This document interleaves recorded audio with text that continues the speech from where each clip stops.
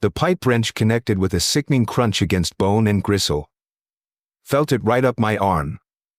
The air in the cramped storage unit thickened instantly, smelling of damp concrete, old metal, and the sudden, sharp tang of fear, his fear. The man, our target, went down in a heap, a guttural gasp escaping his lips like steam from a busted pipe. Good. Milo. The kid. Secure the damn kid. My voice echoed strangely off the corrugated steel walls, too loud in the sudden quiet after the impact. Milo, bless his jittery heart, fumbled with the girl. She was maybe 10, maybe 12, eyes wide as dinner plates, frozen stiff. Not crying, not screaming. Just frozen. Like a rabbit caught in headlights. He nearly dropped her, his hands slick with sweat under those stupid fingerless gloves he insisted on wearing.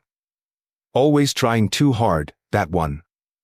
Sometimes I wondered if he was more liability than asset. Get it together, Milo. The target groaned on the floor, a slick smear of red already blooming on the cracked cement beneath his head. Not out cold. Damn it. This wasn't supposed to be this messy. Are they ever clean, though? Really? Just another job gone sideways. The muffled sounds of the city outside, a distant siren, the rumble of a truck, seemed a universe away from this little box of violence. This ambush needed tightening up, fast. I stepped over a discarded tarp, the heavy wrench still gripped tight in my hand, knuckles white. The target started to stir, pushing himself up on one elbow, blood dribbling from his mouth. His eyes found mine, filled not with defiance, but with a primal terror that almost made me pause. Almost. Milo finally got a proper hold on the girl, his breath coming in ragged bursts. He looked at me, waiting for the next order, that ridiculous silver jacket catching the weak overhead light. Focus, Silas. The target's down, but far from dealt with. And the girl, she was the priority now, the key to containing this escalating chaos before it spilled out of control. We needed her quiet, out of sight. Immediately. Milo finally moved, dragging the captive girl towards the reinforced door tucked in the dimmest corner of the storage unit. It used to be some kind of manager's office, probably, before this whole complex went belly up. We'd modified it. He shoved her inside, none too gently, and slammed the heavy steel door shut. Then came the sounds that always set my teeth on edge, even after all this time. Thunk. The first deadbolt slid home, heavy and final. Thunk. The second. Thunk. The third. 3 solid chunks of metal designed to keep things in. Or out. Depends on the day, really. Who needs 3 deadbolts on an internal storage room door? People like us, I guess. People with things to hide. Or keep. I watched Milo lean his forehead against the cool steel for a second, his shoulders slumping slightly. He was rattled. Good. Complacency gets you killed in this line of work. But his fear was a distraction we didn't need. He turned back, avoiding my gaze, that stupid silver jacket seeming even more out of place now. Just as I was about to check on our primary asset, movement flickered at the edge of my vision. The target. He wasn't just stirring, he was launching himself towards the unit's main roller door, a desperate, scrambling surge fueled by pure adrenaline. Surprising strength for someone who'd just taken a pipe wrench to the skull. Idiot. Where did he think he was going? No time to think, only react. The wrench was still heavy in my hand. I didn't run, I pivoted, swinging the tool low in a flat arc. It connected solidly with his lower leg, just above the ankle. The crack echoed louder than the first blow, sharp and definitive. He screamed then, a high-pitched sound that was abruptly cut off as he collapsed again, his leg twisting beneath him at an angle that just looked wrong. Definitely broken. Badly. He lay there, clutching the shattered limb, whimpering now, the fight suddenly drained out of him. The escape attempt was over before it truly began. Pathetic, really. but necessary. Loose ends flap in the breeze, and breezes attract attention. I glanced back at the secure room door. Silence. The girl remained a captive, locked away behind 3 deadbolts. The immediate threat of escape from our target was neutralized, painfully so. He wasn't going anywhere now, not with that leg. The initial chaos of the ambush was settling, hardening into something else. Something colder. Now, with the scene finally secure, the real questions could begin. He was trapped, broken, and entirely at our mercy. And mercy wasn't exactly on the agenda tonight. The target proved it, trying to haul his broken body towards the corrugated steel roller door. Like that would help. He dragged his shattered leg behind him, leaving a glistening trail on the dirty concrete, fingers scrabbling uselessly at the base of the massive metal curtain. It was like watching a crippled insect trying to climb a glass wall. Pointless. Futile. Almost sad, if I gave a damn about sadness anymore. His breath hitched in ragged sobs, each movement sending jolts of agony through him. He collapsed again, maybe 5 feet from the door, his forehead pressed against the cool metal. Defeated. They always ended up defeated. I walked over slowly, letting the sound of my boots on the concrete punctuate the quiet whimpers. From an inner pocket of my jacket, I pulled out a small, heavy ring of keys. Old keys, mostly. Skeleton keys, heavy brass ones. Not for this place. They jingled softly as I let them dangle from my index finger, catching the faint light. His eyes snapped up, widening further as understanding, or the beginning of it, dawned. That look, the moment hope finally curdles and dies. Priceless. Please, he choked out, blood and saliva thick in his throat. Ah, God, please. I'm nobody. Just let me go. I won't say nothing, Dot. Before I could even savor the moment, Milo surged forward, pure rage radiating off him. Nobody. You piece of filth. You think we went through all this trouble for a nobody? He aimed a savage kick at the man's ribs. I caught Milo's arm mid-swing, my grip like steel. Easy, I said, my voice low but carrying an edge that made him freeze. Not yet, Milo. Control yourself. Killing him now ruins the whole point. Milo strained against my hold, his face contorted. But Silas, he's exactly what we need. I cut him off, shoving him back a step. Turning back to the whimpering man on the floor, I crouched down slightly. But maybe you do know something. Maybe you know who sent us. Hope flickered again in the target's eyes, desperate and grasping. Who are you? You work for the Iron Crows? Or the Canal Rats? Tell me. I can pay. Gideon's crew. I know people, I can, he gasped as pain shot through his leg again. Milo spat on the floor near the man's head. Wrong, and wrong again, you pathetic worm. He practically vibrated with suppressed violence. I let the silence stretch for a beat, enjoying the target's frantic, searching gaze. Then, quietly, letting each word land like a shovelful of dirt on a coffin lid, I told him. We're gravediggers. The name hung in the air. No recognition flickered in his eyes, just deeper confusion, deeper terror. What did it mean? That was the beauty of it. Before he could process, Milo broke free from his restraint, a feral snarl ripping from his throat. He lunged forward and stomped hard, deliberately, on the man's shattered leg. The scream was horrifying this time, pure agony. Milo followed it with a flurry of kicks to the torso. I let him vent for a few seconds, a necessary pressure release. Then I stepped in again, pulling him off forcefully. Enough, I commanded, my voice sharp. Milo stumbled back, breathing heavily, eyes still wild. The target was curled into a ball, barely conscious. He needs to be awake for this next part, Milo. Remember. I gave Milo a hard look, the implied threat hanging heavy in the stale air between us. He nodded mutely, swallowing hard, some of the manic energy draining away, replaced by a tense focus. Good. This part required precision, not blind rage.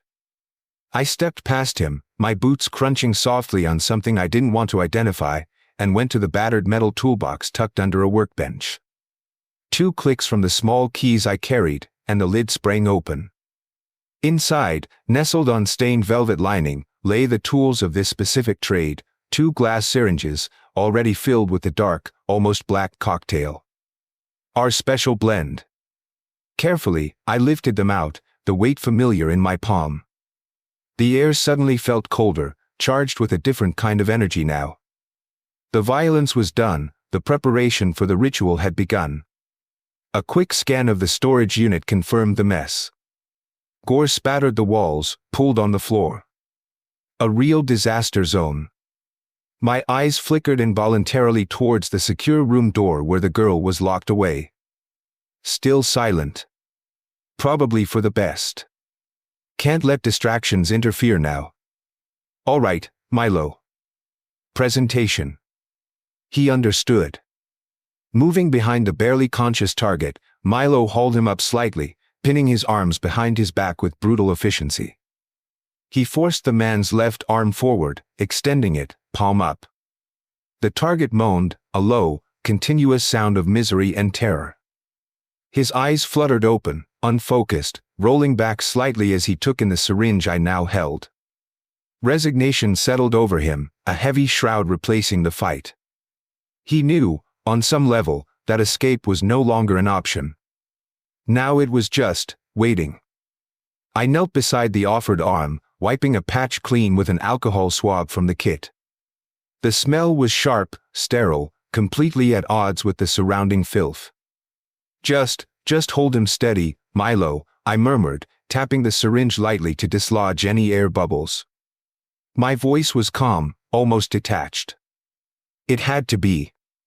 Don't need a repeat of that dockside fiasco, do we? Remember how messy that got?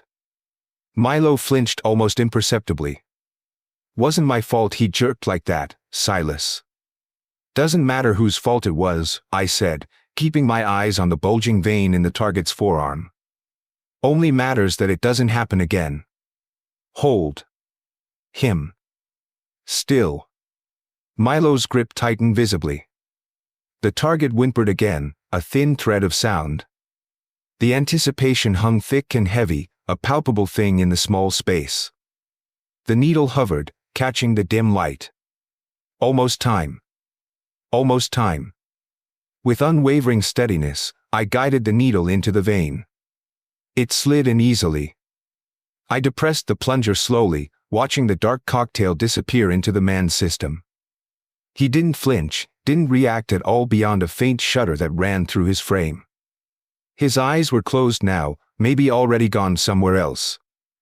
Good. Made things easier. Once the syringe was empty, I tossed it aside.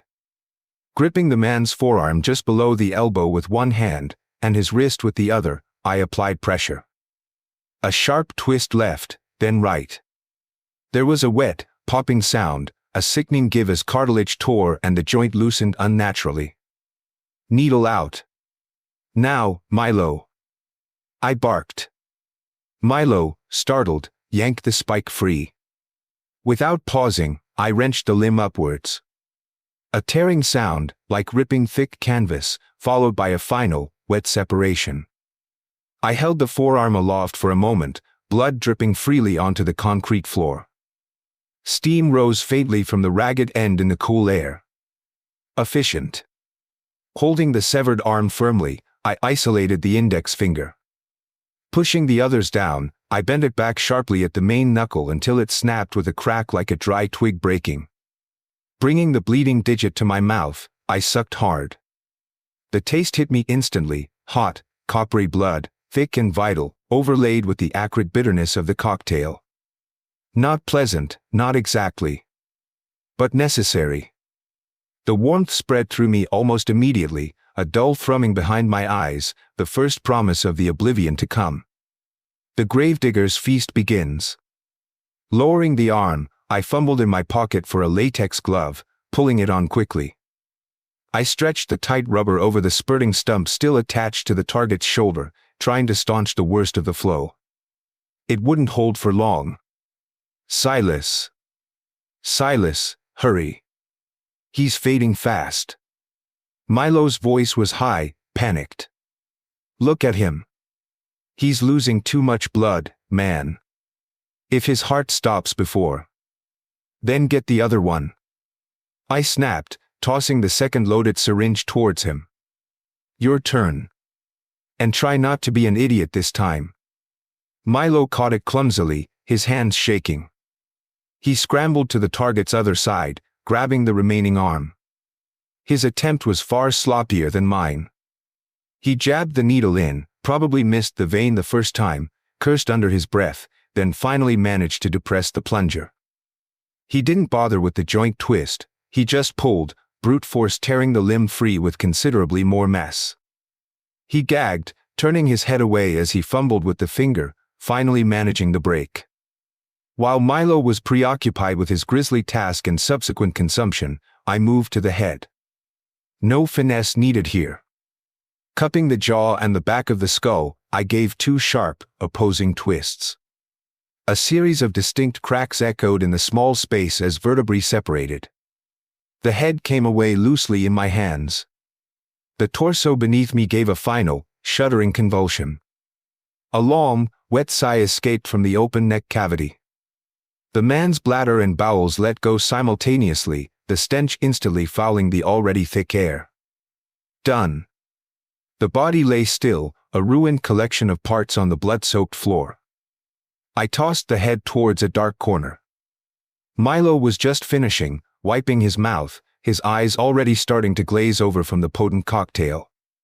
He looked at the carnage, then at me, a weak, shaky grin spreading across his face.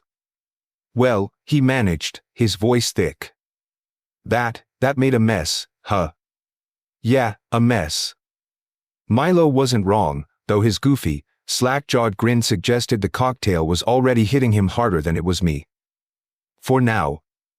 I felt it beginning, that slow tide of warmth creeping up from my stomach, unclenching muscles I hadn't even realized were tight. The sharp edges of the storage unit began to blur, the harsh glare of the single emergency bulb softening into a halo. Sounds muffled, Milo's breathing becoming a distant rhythm rather than an annoying rasp. Sweet relief. Or something like it. This warmth, this detachment, this is why we did it.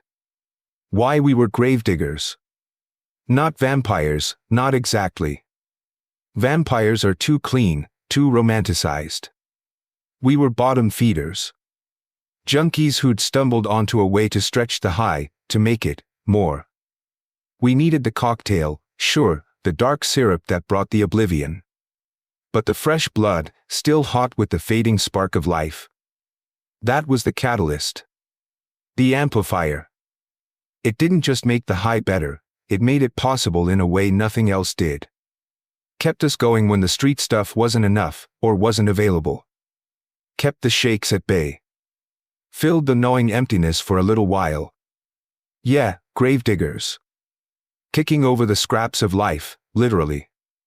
A grim joke, but what wasn't? My head started to nod, a heavy weight on my neck. Gotta stay focused for a bit longer. The girl. Right. Locked away. Safe. For now. Kid. I mumbled, my tongue thick.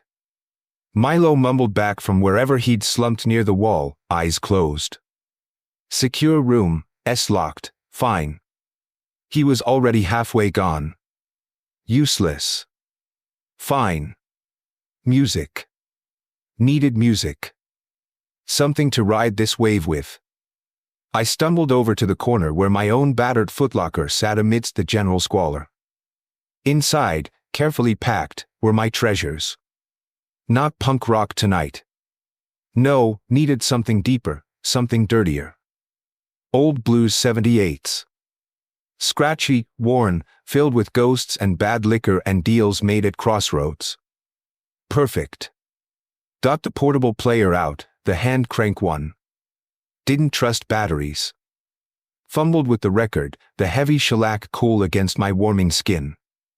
Dropped the needle clumsily. The hiss and crackle filled the small space before the first mournful guitar notes wailed out, sounding like they were coming from the bottom of a well.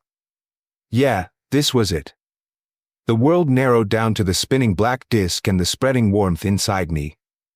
Lost track of time. Maybe minutes, maybe hours. Just the music, the slow drift. Got up to change the record, feeling unsteady. My foot caught on something yielding but solid, the target's severed arm, the one Milo had handled. I stumbled, lurching sideways, crashing against the footlocker. The record I was holding slipped from my grasp, hit the concrete floor with a sharp crack. Shellac doesn't bend. It shatters. Damn it.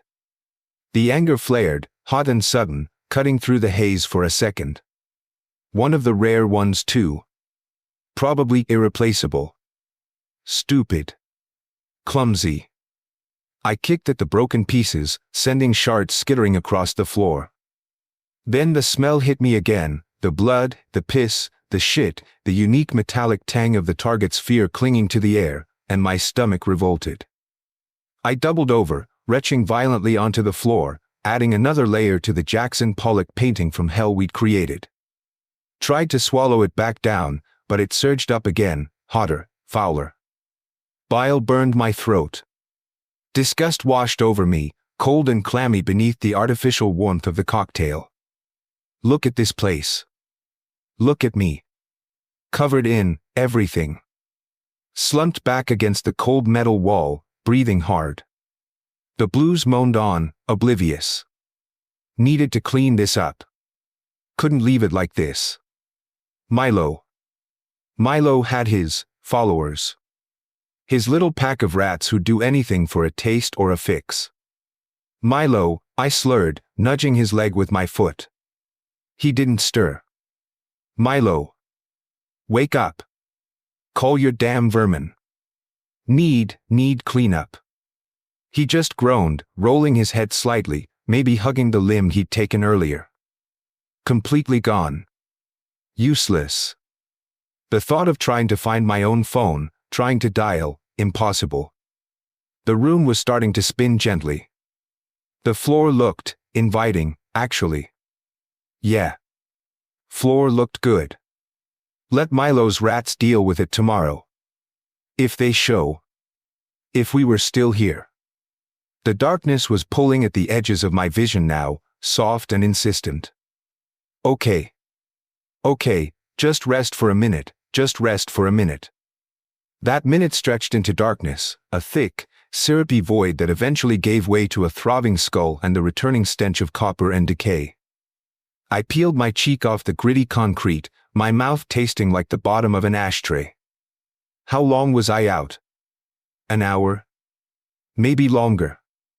The dim emergency light still flickered overhead, casting long, distorted shadows across the carnage. Milo hadn't moved, still sprawled like a discarded marionette near the far wall. My gaze drifted towards the corner, towards my footlocker, my records. Something was off. I pushed myself up, joints protesting, head swimming slightly. The Blues 78s. They weren't scattered anymore, weren't smeared across the floor where I'd stumbled. They were stacked. Stacked neatly on top of the closed footlocker. A precise, almost obsessive little tower of black shellac. But they were still filthy. Streaked and smeared with the drying, gelatinous mixture of gore and my own vomit. It made no sense. My drugged brain struggled to connect the dots. Did I do that? In the haze? No. No way. Even completely wrecked, I wouldn't have stacked them like that, not covered in that. It was wrong. Milo. Don't make me laugh. He couldn't stack coasters sober, let alone delicate shellac records while practically comatose. Then the cold realization washed over me, cutting through the last vestiges of the cocktail's warmth like ice water. There was only one other person who could have done it. The girl. My heart started a heavy, panicked thudding against my ribs. Scrambling, clumsy in my haste, I pushed myself fully upright. I had to check. Now. I moved as quietly as I could past Milo's inert form, down the narrow space towards the secure room door at the back of the unit. Each footstep seemed unnaturally loud. Reaching the heavy steel door, I put my hand flat against it. Cool metal. Steady. My eyes fixed on the 3 heavy deadbolts. They should be locked. Solidly locked. My fingers trembled slightly as I reached for the top bolt. It slid back smoothly, silently, offering no resistance. Unlocked. My breath caught. The middle one. Same result. Unlocked. The bottom one clicked open just as easily. She was gone. Escaped. How? Those locks. And why? Why stack the records? Why risk staying long enough to do that? It was absurd. Insane. A puzzle piece that didn't fit anywhere. But there was no time for confusion now. Only cold, hard calculation. If Milo woke up and found this. No. Couldn't happen. Swiftly, silently, I slid each heavy bolt back into its socket. Thunk. Thunk. Thunk. The sound echoed with grim finality, sealing an empty room. Sealing my secret. I leaned my forehead against the door, the cool steel a small comfort. Okay. She got out. Fine. But Milo didn't need to know. Not yet. First, figure out how this changes things. Figure out what the hell that bizarre gesture with the records meant. Figure out what it meant. That was the immediate problem. Standing there, leaning against the cold steel of the secure room door, the heavy thunks of the deadbolt still echoing in my mind, I tried to push down the tremor in my hands. Why lock it? Was I afraid of what Milo would do if he found out the girl was gone? Maybe. He was volatile, unpredictable when spooked or cornered. Easier to handle him if I controlled the flow of information. Always control the information. Or was it fear of the girl herself? Out there, somewhere. Knowing, well, knowing too damn much. A loose end of the worst kind. How had she even managed it?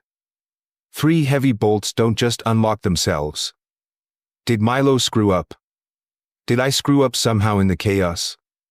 And the records, stacking my precious, filthy 78s like some kind of bizarre housekeeping gesture amidst the slaughter. What the hell was that about? A message? Mockery? Or just the random act of a terrified mind trying to impose order on insanity? The questions buzzed like angry flies in my skull, offering no answers, just more confusion, more secrets. This concealment felt different, heavier than the usual secrets that littered the landscape of my partnership with Milo. This was a crack in the foundation. We operated on a knife edge of mutual need and simmering distrust. Something like this, a captive escaping, me hiding it, could shatter everything. And dealing with the fallout, dealing with Milo's unraveling paranoia. That was an aggravation I didn't need. I pushed myself away from the door, turning back to face the main space of the storage unit. The aftermath. The reality. The single bulb flickered, casting grotesque shadows over the dismembered corpse, the cooling pools of blood already starting to congeal, the scattered debris, the passed-out form of my partner breathing wetly through his mouth. The lingering silence wasn't empty, it was thick with unspoken consequences, heavy with the weight of what had happened and what might happen next. The cocktail's comforting haze was receding fast now, leaving behind the raw throb in my head, the foul taste coating my tongue, the gritty exhaustion in my bones. Uncertainty pressed in from all sides. Just me, Milo, a body, and a ghost who knew how to pick locks and tidy up. The silence stretched, taut and waiting.